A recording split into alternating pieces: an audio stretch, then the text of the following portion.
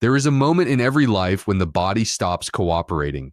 It happens quietly at first. A heaviness after meals, a fog that settles over your thoughts by mid-afternoon, a bloating that arrives without warning and refuses to leave, skin that breaks out despite your efforts, sleep that feels shallow, energy that drains too quickly. You begin to wonder if something fundamental has changed inside you. I'm Dr. Bulsiewicz. Most people call me Dr. B. I'm a board-certified gastroenterologist, and my work is focused on helping people. You start to suspect that the rules of your body have shifted without permission. And somewhere beneath the surface of these symptoms, beneath the discomfort and confusion, your gut is trying to tell you something. It has been trying for longer than you realize. But the language it speaks has been forgotten in the noise of modern life. The gut is not simply a digestive organ. It is not a passive tube that processes what you eat and discards what you do not need. It is a living ecosystem, a universe of trillions of organisms that communicate with your brain, regulate your immune system, manufacture your neurotransmitters, influence your hormones, dictate your cravings, determine your inflammation levels, and shape your resilience to disease. This internal world operates continuously, invisibly, faithfully, responding to every choice you make. Every meal sends information. Every stressor shifts the balance. Every hour of sleep either strengthens or weakens the foundation. And when this ecosystem falls out of harmony, the symptoms do not announce themselves clearly. They arrive as fatigue, as anxiety, as weight that will not shift, as inflammation that spreads silently through tissues and organs, preparing the ground for chronic illness years before diagnosis. Most people spend their entire lives unaware that the center of their health is not their heart or their brain, but the microbial community that lives within them. They treat digestion as a simple mechanical process. They believe bloating is just about eating too much. They assume fatigue is about sleep alone. They think mood is entirely psychological. They accept inflammation as inevitable aging, but the truth is more interconnected than that. The gut does not exist in isolation. It is the command center. It governs immunity, metabolism, mental clarity, emotional stability, and the capacity to heal. When it is thriving, the body feels resilient. When it is damaged, everything begins to unravel, often in ways that seem unrelated to digestion. Antibiotics are life-saving. They have prevented untold suffering and death, but they are also biological catastrophes for the microbiome.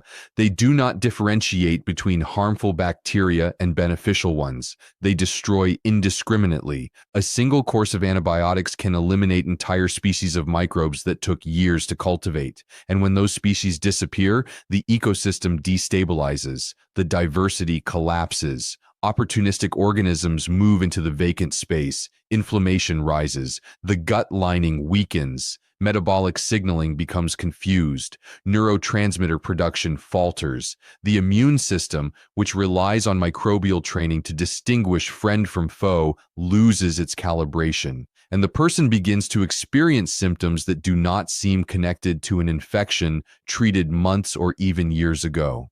Recovery from antibiotics is not automatic. The gut does not simply reset itself once the medication stops. Without intentional intervention, the microbiome can remain depleted for months or years. Some species may never return without deliberate reintroduction. And in that depleted state, the body becomes vulnerable. Food intolerances develop. Digestive discomfort becomes routine. Mental fog settles in. Cravings shift toward sugar and processed foods because the surviving microbes send signals that prioritize their own survival over your health. This is not weakness. This is biology responding to an altered environment. And understanding that distinction is the first step toward healing. The modern world treats the body as though it is separate from nature, as though it operates independently of the soil, the seasons, the food web, the rhythms of light and rest. But the gut remembers what we have forgotten. It remembers that humans evolved in relationship with microbes, that our ancestors consumed fiber-rich plants in abundance, fermented foods out of necessity, and lived in environments where microbial diversity was part of daily life. The gut expects this relationship. It depends on it. And when that relationship is severed by antibiotics, by ultra-processed foods, by chronic stress, by lack of sleep, by environmental toxins, the consequences ripple outward in ways that medicine struggles to address because it is looking for a single cause rather than a systemic imbalance. Healing the gut after antibiotics is not about taking a single supplement or following a rigid protocol for 30 days.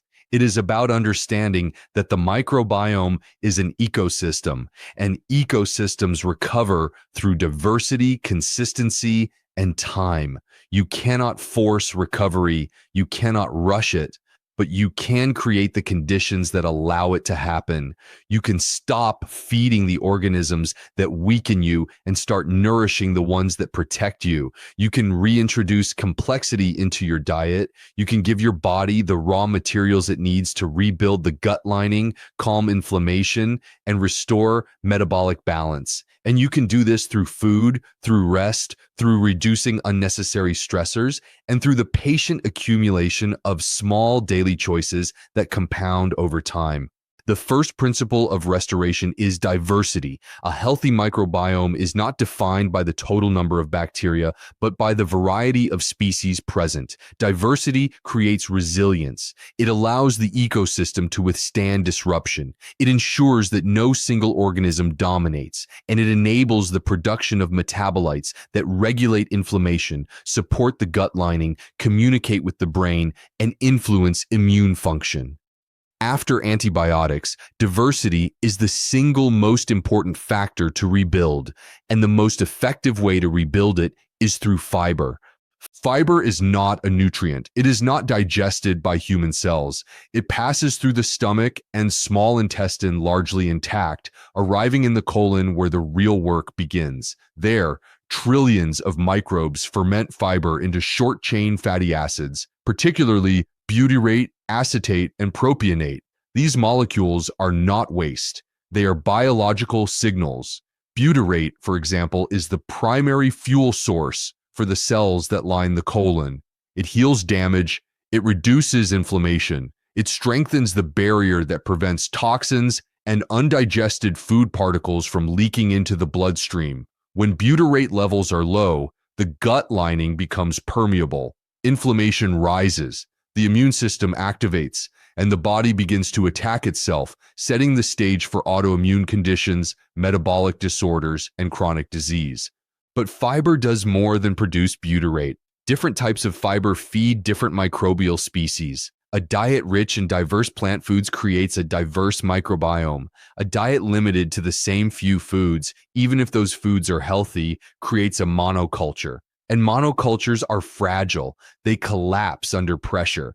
After antibiotics, the goal is not to eat perfectly. It is to eat diversely. Vegetables, fruits, legumes, whole grains, nuts, seeds, herbs, spices. Each one carries a unique blend of fibers, polyphenols, and phytochemicals that nourish specific microbial communities. The more variety you consume, the more resilient your ecosystem becomes. This is not about restriction, it is about abundance. It is about adding complexity back into the diet, one meal at a time, without forcing dramatic change overnight. Fermented foods are the second pillar of restoration. Sauerkraut, kimchi, yogurt, kefir, miso, tempeh, kombucha. These foods contain living microbes that can temporarily colonize the gut, communicate with resident species, and influence immune function. They do not permanently alter the microbiome in the way that dietary fiber does, but they provide short-term benefits that accumulate with regular consumption. They introduce microbial diversity. They stimulate the production of mucus that protects the gut lining. They train the immune system to distinguish between harmless bacteria and genuine threats. And they do this gently, incrementally, without the need for high-dose supplements or expensive interventions. The key is consistency. A spoonful of sauerkraut once a week will not change anything, but a small serving of fermented food with most meals begins to shift the internal environment. It signals to the body that beneficial microbes are welcome. It creates competition for pathogenic organisms. And over weeks and months, it contributes to a microbial ecosystem that is more balanced, more resilient, and more capable of supporting long-term health.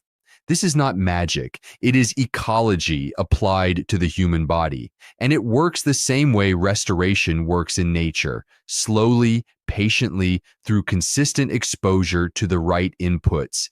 Equally important is what you stop consuming.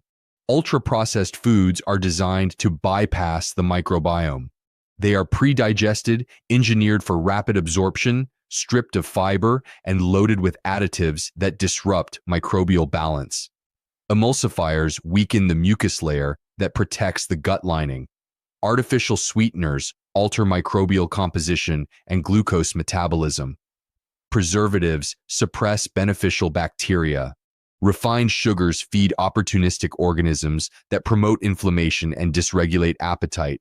Every time you consume these foods, you are feeding the wrong organisms. You are creating an environment where the microbes that weaken you thrive and the ones that protect you starve. And over time, this imbalance becomes self-reinforcing. The dominant species sends signals to the brain that perpetuate cravings for the very foods that sustain them. Breaking this cycle requires awareness, not willpower. It requires understanding that cravings are not character flaws, they are microbial signals. And those signals change when the ecosystem changes. When you begin to feed beneficial bacteria through fiber-rich whole foods, their populations grow. They send different signals. Cravings shift, energy stabilizes, mental clarity improves, and the desire for ultra-processed foods diminishes naturally, not through restriction, but through biological rebalancing. This is why gut restoration is not a diet. It is a recalibration of the relationship between what you eat and who you are. Sleep and stress are not separate from this process. They are central to it. The gut and the brain communicate bidirectionally through the vagus nerve, through hormones, and through microbial metabolites that cross the blood-brain barrier. Chronic stress alters gut motility, reduces microbial diversity, increases intestinal permeability, and shifts the microbiome toward a pro-inflammatory state. Poor sleep disrupts the circadian rhythms that govern digestion, immune function, and metabolic regulation. When you are stressed and sleep deprived, your gut suffers even if your diet is perfect. And when your gut suffers, your stress response becomes dysregulated and your sleep becomes fragmented, creating a vicious cycle that is difficult to escape without addressing both ends simultaneously. Restoration is holistic. It is not about fixing one thing. It is about creating a lifestyle that supports the biological systems that support you.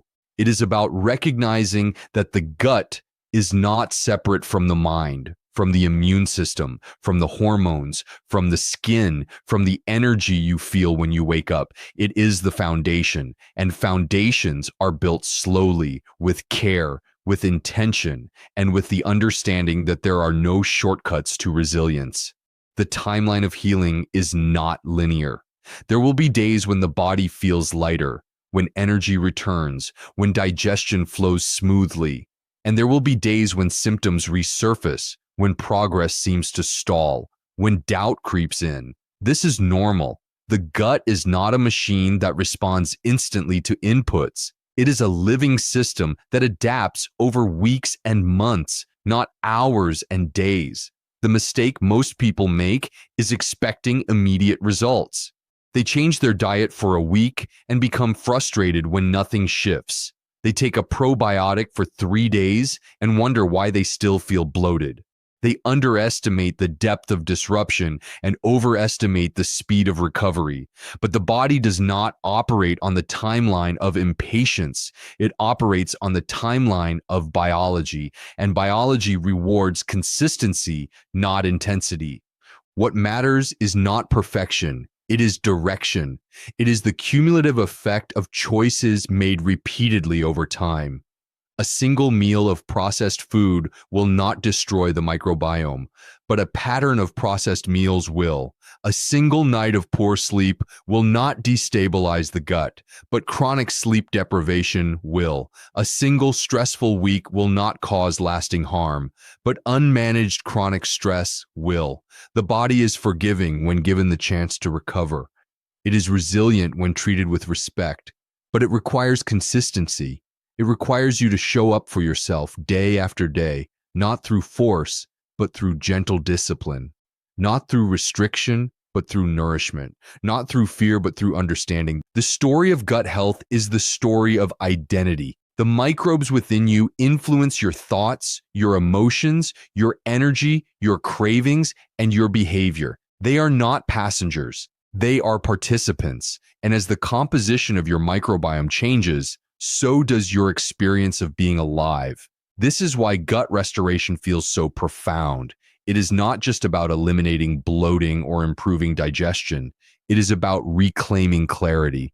It is about feeling at home in your body again. It is about understanding that you are not broken, that your symptoms are not random, and that your biology is capable of extraordinary healing when given the right conditions. The modern medical system is not designed for this kind of healing. It is designed for acute intervention, for symptom suppression, for diagnosis and treatment of disease once it has fully manifested. It is not designed to restore ecosystems. It is not trained to think in terms of microbial diversity, gut-brain communication, or lifestyle as medicine. And so most people are left to navigate this alone, cycling through specialists who address individual symptoms without recognizing the systemic imbalance beneath them. The gastroenterologist treats the gut. The dermatologist treats the skin. The psychiatrist treats the mood, but no one treats the ecosystem. No one connects the dots. And the person suffers in fragmented silence, convinced that their body is failing them when in truth their body is simply responding logically to an environment it was never designed to thrive in. You are not destined to feel this way. The fatigue, the fog, the inflammation, the discomfort, they are not permanent features of your biology. They are reversible consequences of a disrupted microbiome. And that disruption can be addressed, not overnight, not through a single intervention, but through the patient, deliberate, compassionate work of rebuilding the foundation, through fiber, through fermented foods, through rest, through stress management, through the elimination of inputs that harm and the consistent inclusion of inputs that heal, through the understanding that your gut is not separate from your health. It is your health, and it deserves the same care, attention, and respect you would give to anything you truly valued. This is not a call to obsess over every meal or live in fear of imperfection. It is a call to awareness, to intentionality, to the recognition that small choices accumulate into large outcomes, that the body listens to what you feed it, how you rest, how you move, how you think, that healing is possible, that you are capable, that the intelligence of the gut is waiting quietly, patiently for you to create the conditions it needs to thrive. It does not require perfection. It requires presence. It requires consistency. It requires you to trust that biology responds to care. The journey of gut restoration is not about reaching a finish line. It is about learning to live in partnership with the ecosystem that sustains you. It is about understanding that health is not a destination, but a practice, a daily negotiation between the life you live and the body you inhabit. And in that negotiation, you have more power than you realize. Every meal is a vote. Every hour of sleep is a deposit. Every moment of calm is a signal, and over time, those signals compound into resilience, into vitality, into a body that feels strong and responsive and alive. Your gut can heal, your microbiome can rebuild, your energy can return, your clarity can sharpen, your inflammation can quiet, but it will not happen by chance. It will happen because you chose every day to nourish the foundation. Because you understood that food is information, that biology listens, and that healing is built one meal, one rest, one intention at a time. The body you want is not out of reach. It is beneath the surface, waiting for the conditions that allow it to emerge. And those conditions are within your control, not through force, not through restriction, but through the patient, consistent, compassionate act of caring for the ecosystem that cares for you. That is the work. That is the path. And it begins now.